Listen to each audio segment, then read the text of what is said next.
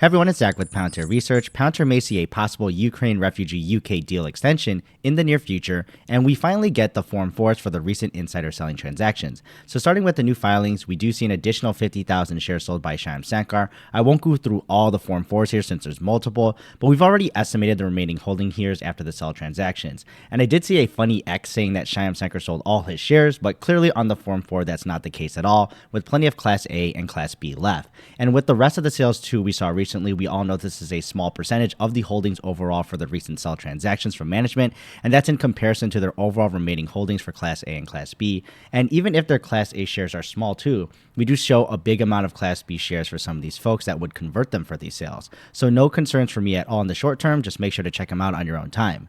Now for the interesting news here, Palantir gets a mention that they may be in line for a contract renewal extension, or maybe not, whatever you want to call it, for one of their adjacent use cases from the Ukraine war, and this is out in the UK.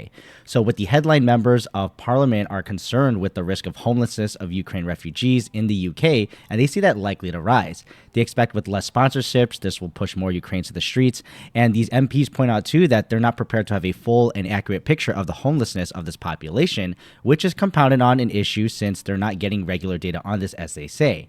And it's not because they don't want the data, of course. They may not just have an effective way to measure this, just to keep in mind. But then there is some pushback too on the authority here, that other side, that they do get data and it's sufficient for tracking. So we're getting both sides of the story here, but they're all telling something different. But maybe in the middle is something true.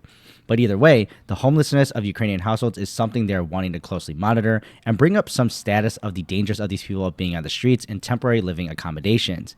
And in addition to the homelessness issue, there's also visa application delays taking longer than they would like. Now, I'll leave it up to the UK on even allowing refugees, the amount, the approval process, everything about it. That's their country. But having a speedy application process helps both sides of this argument. And it's just added pressure on the stats of these refugees figuring out their living accommodations, especially as time moves on. But with all this context, they have a current contract with Palantir helping in managing the Ukraine refugees. Scope-wise, we didn't hear too much about specifics like the homelessness side here and tracking that, nor visa processes. But the committee is quoted as saying, if this includes extending the contract with Palantir, DLUHC should explain how this is justified under current procurement regulations.